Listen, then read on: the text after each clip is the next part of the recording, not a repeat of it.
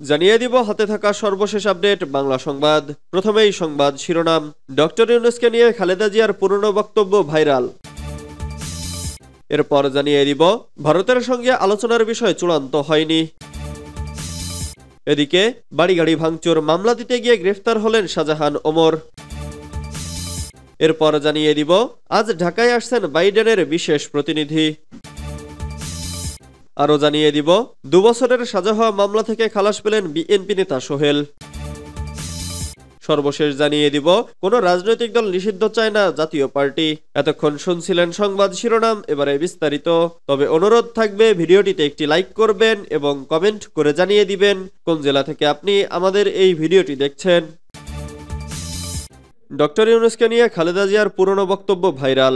অন্তর্বর্তী সরকারের প্রধান উপদেষ্টা অধ্যাপক ডক্টর মোহাম্মদ ইউনূসকে নিয়ে খালেদা জিয়ার একটি পুরনো বক্তব্য সামাজিক যোগাযোগ মাধ্যমে ভাইরাল হয়েছে। বিরোধী দলীয় নেতা থাকা অবস্থায় 2010 সালে বেগম জিয়া জাতীয় সংসদে বক্তব্য দিয়েছিলেন বলে জানা গেছে। 2.5 মিনিটের ওই বক্তব্যে ডক্টর ইউনূসকে আন্তরিক অভিনন্দন জানিয়ে খালেদা জিয়া বলেছিলেন, শান্তিতে নোবেল বিজয়ী ডক্টর মোহাম্মদ ইউনূস সম্প্রতি যুক্তরাষ্ট্রের সর্বোচ্চ ইউএস কংগ্রেশনাল অ্যাওয়ার্ডে ভূষিত হয়েছেন। এ জাতির হিসেবে আমরা গর্বিত। তিনি বলেছিলেন, তবে স্বদেশে তিনি যেভাবে নিগৃহের শিকার হচ্ছেন তা সত্যিই দুঃখজনক। তার মেধাশ্রম ও ঘামে প্রতিষ্ঠিত গ্রামীণ ব্যাংকও আজ হুমকির মুখে। সরকার নিয়োজিত কমিশন নোবেল বিজয়ী প্রতিষ্ঠান গ্রামীণ ব্যাংককে ভেঙে 19 টুকরো করার সুপারিশ করেছে। আমরা এতে স্তম্ভিত। এ ধরনের সিদ্ধান্ত গ্রামীণ ব্যাংককে ধ্বংস করে ফেলবে। ক্ষুদ্র ঋণের মাধ্যমে নারীর ক্ষমতায়নে এই গ্রামীণ ব্যাংক গুরুত্বপূর্ণ ভূমিকা পালন করে চলেছে। সেই প্রতিষ্ঠান ধ্বংসের উদ্দেশ্যে প্রতিশোধমূলক চক্রান্ত বন্ধের জন্য আমি সরকারের প্রতি আহ্বান জানাচ্ছি। আমরা এর তীব্র বিরোধিতা করছি। দেশের মানুষ এ ধরনের হীন কার্যকলাপ মেনে নেবে না। ভারতের সঙ্গে আলোচনার বিষয় চূড়ান্ত হয়নি। শেখ হাসিনাকে ফেরানো প্রসঙ্গে আশ্বস্ত নয় বাংলাদেশ। ডিসেম্বরে ঢাকায় বাংলাদেশ ও ভারতের মধ্যে পররাষ্ট্র সচিব পর্যায়ের বৈঠক হওয়ার কথা রয়েছে। সেই বৈঠকে সাবেক প্রধানমন্ত্রী শেখ হাসিনাকে ফেরানোর বিষয়ে আলোচনা হবে কিনা তা এখনো চূড়ান্ত হয়নি বলে জানিয়েছে পররাষ্ট্র মন্ত্রণালয়। বৃহস্পতিবার মন্ত্রণালয়ের মুখপাত্র তৌফিক হাসান এ তথ্য জানান। তিনি বলেন, শেখ হাসিনাকে দিল্লি থেকে ফেরানোর উদ্যোগ নিতে এখনো আনুষ্ঠানিকভাবে কোনো নির্দেশনা আসেনি। তবে ডিসেম্বরে সচিব পর্যায়ের বৈঠকে এই প্রসঙ্গটি উঠতে পারে। তাছাড়া এই বৈঠকের মধ্য দিয়ে দুই দেশের সম্পর্কে গতিশীলতা আসবে বলে আশাবাদ ব্যক্ত করেন তিনি। ভারতীয় গণমাধ্যম বাংলাদেশ নিয়ে অপপ্রচার প্রসঙ্গে তিনি বলেন, বিষয়টি কোনোভাবেই কাম্য নয়। এ বিষয়ে দেশটির দূতাবাসকে জানানো হয়েছে। পররাষ্ট্র মন্ত্রণালয়ের এই মুখপাত্র আরও বলেন, আগামী 24 নভেম্বর ঢাকায় বেলজিয়ামের সঙ্গে দ্বিপাক্ষিক সংলাপ অনুষ্ঠিত হবে। তাছাড়া আগামী 25 থেকে 28 নভেম্বর আন্তর্জাতিক অপরাধ আদালতের চিফ প্রসিকিউটর করিম এ খান বাংলাদেশ সফর করবেন। বাড়ি ভাঙচুর মামলা দিতে গিয়ে গ্রেফতার হলেন শাহজাহান ওমর। দ্বাদশ জাতীয় সংসদ নির্বাচনের কয়েকদিন আগে বিএনপি ছেড়ে আওয়ামী লীগে যোগ দেওয়া ঝালকাঠি 1 আসনের সাবেক সংসদ সদস্য ব্যারিস্টার মোহাম্মদ শাহজাহান ওমর বীর উত্তমকে বৃহস্পতিবার সকালে গ্রেফতার করেছে পুলিশ। তার বাড়ি ও গাড়িতে হামলার ঘটনায় রাজাপুর থানায় মামলা দিতে গিয়ে উল্টো বিএনপি অফিসে হামলা ভাঙচুরের মামলায় গ্রেফতার হন তিনি। বৃহস্পতিবার দুপুরে আদালতের নির্দেশে তাকে কারাগারে পাঠানো হয়েছে।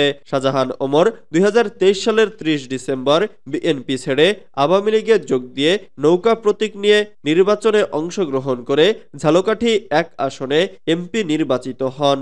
গত 5 আগস্ট আওয়ামী লীগ সরকারের পতনের পর গত বুধবার সকালে তিনি প্রথম বরিশালে আসেন। সেখান থেকে বৃহস্পতিবার সকালে রাজাপুরে তার গ্রামের বাড়ি সাঙ্গারের উদ্দেশ্যে রওনা হন। এ সময় রাজাপুর উপজেলার উত্তর পিংড়ি এলাকায় দুর্বৃত্তরা তার গাড়িতে হামলা চালায়। এতে তিনি সহ তার গাড়ি চালক ও হাইকোর্টের এক ক্লার্ক আহত হন। এ ঘটনায় তিনি রাজাপুর থানায় এজাহার দিতে গেলে পুলিশ তাকে একটি মামলায় গ্রেফতার করে।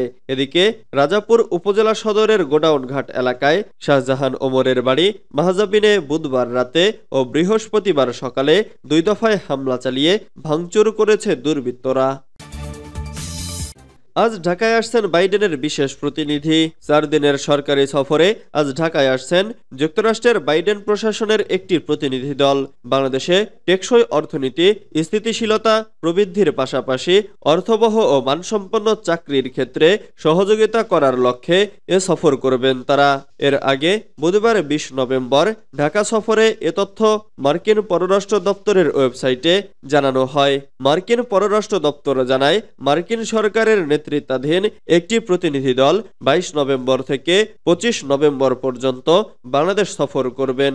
বাংলাদেশের অর্থনৈতিক স্থিতিস্থাপকতা, স্থিতিশীলতা প্রবৃদ্ধি, অর্থপূর্ণ এবং মানসম্পন্ন চাকরির বিষয়ে প্রতিনিধি দলের এই সফর হবে। প্রতিনিধি দলের নেতৃত্বে থাকবেন যুক্তরাষ্ট্রের পররাষ্ট্র দপ্তরের গণতন্ত্র, মানবাধিকার ও শ্রম বিষয়ক ব্যুরোর আন্তর্জাতিক শ্রম বিষয়ক বিশেষ প্রতিনিধি ক্যালিফে রড্রিগেজ এবং তার সঙ্গে প্রতিনিধি দলে রয়েছেন যুক্তরাষ্ট্রের ডিপার্টমেন্ট অব লেবার বিভাগের ইন্টারন্যাশনাল অ্যাফেয়ার্স বিষয়ক ডেপুটি আন্ডার সেক্রেটারি থিয়ালি।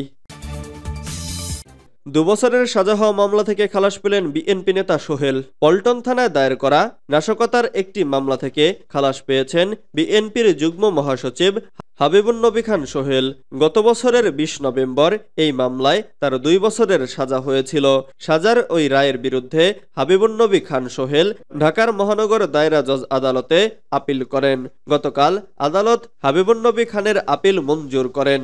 এ মামলায় দণ্ডপ্রাপ্ত উল্লেখযোগ্য আসামিরা ছিলেন বিএনপির তথ্য ও গবেষণা বিষয়ক সম্পাদক আজিজুল বারী হেলাল, যুবদলের সভাপতি সুলতান সালাউদ্দিন টুকু, যুবদলের সাবেক সভাপতি সাইফুল আলম নীরব, স্বেচ্ছাসেবক দলের সেক্রেটারি রাজীব আহসান, ছাত্রদলের সাবেক সেক্রেটারি আকরামুল হাসান মিন্টু, হাবিবুর রশিদ হাবিব ও যুবদল দক্ষিণের সভাপতি এনামুল হক এনাম। বিএনপির এ নেতার বিরুদ্ধে সাজা হওয়া আরও 2টি মামলা আপিল বিভাগে বিচারাধীন। তিনি এখন জামিনে মুক্ত আছেন।